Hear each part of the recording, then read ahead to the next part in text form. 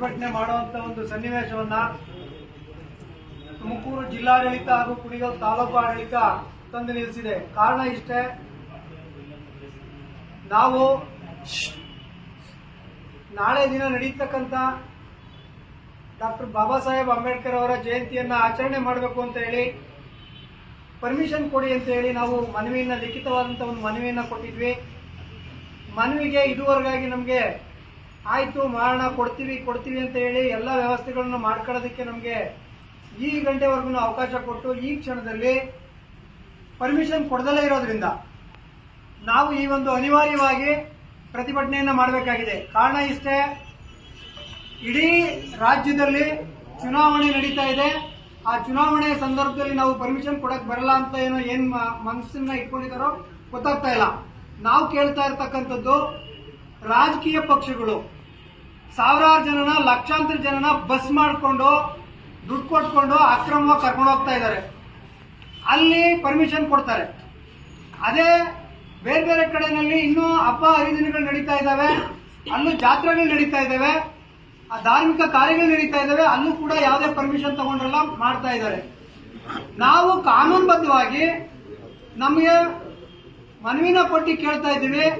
ನಾಳೆ ನಡೀತಕ್ಕಂಥ ಬಾಬು ಜಗಜೀವನ್ ರಾಮ್ ಜಯಂತಿ ಮತ್ತೆ ಬಾಬು ಡಾಕ್ಟರ್ BR ಅಂಬೇಡ್ಕರ್ ಅವರ ಜಯಂತಿಗೆ ನಮಗೆ ಒಂದು ಮನವಿ ಕೊಟ್ಟು ಕೇಳಿದೀವಿ, ನಮಗೆ ಪರ್ಮಿಷನ್ ಕೊಡಿ ಅಂತೇಳಿ.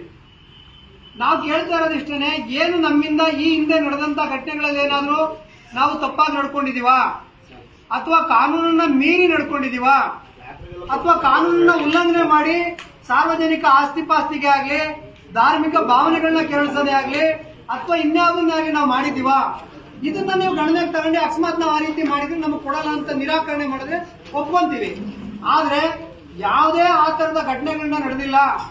ಇವತ್ತಿನವರೆಗೂ ದಲಿತ ಸಂಘಟನೆಗಳು ಯಾವ ಪ್ರತಿಭಟನೆ ಮಾಡಿದವೋ ಪ್ರತಿಯೊಂದು ಕೂಡ ಸಮಾಜಮುಖಿಯಾಗಿ, ಬಡವರ ಪರವಾಗಿ ಮತ್ತೆ ಸಮಾಜದ ಒಳಿತಿಗಾಗಿ ಮಾಡಿರುವಂತ ಕೆಲಸಗಳೇ ಹೊರತು ಸಮಾಜದ ವಿರೋಧಿ ಕೆಲಸ ಯಾವೂ ಮಾಡಿಲ್ಲ.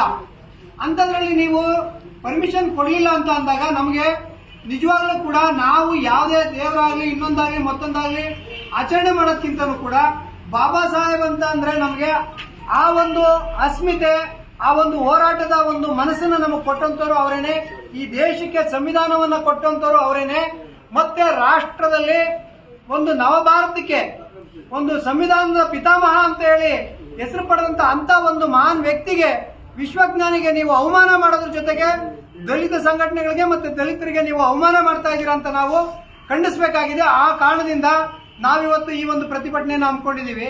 ಯಾವುದೇ ಕಾರಣಕ್ಕೂ ನಮಗೆ ಪರ್ಮಿಷನ್ ಕೊಡೋವರೆಗೂ ಕೂಡ ನಾವು ಈ ಪ್ರತಿಭಟನೆಯನ್ನು ವಾಪಸ್ ತಗೊಳ್ಳೋದಿಲ್ಲ. ಇದು ನಮ್ಮ ದೃಢ ನಿರ್ಧಾರ ಆಗಿರ್ತದೆ. ಇದನ್ನ ತಾಲೂಕು ಆಡಳಿತ ಇವಾಗಲೂ ಕೂಡ ಎಚ್ಚೆತ್ಕೊಂಡು ಮನಸ್ಸು ಮಾಡಿ ಏನು ಹಿಂದೆ ಎಲ್ಲ ನಡೆದಿರ್ತಕ್ಕಂಥ ಘಟನೆಗಳೇನೇನಿದೆ ಯಾವ ರೀತಿ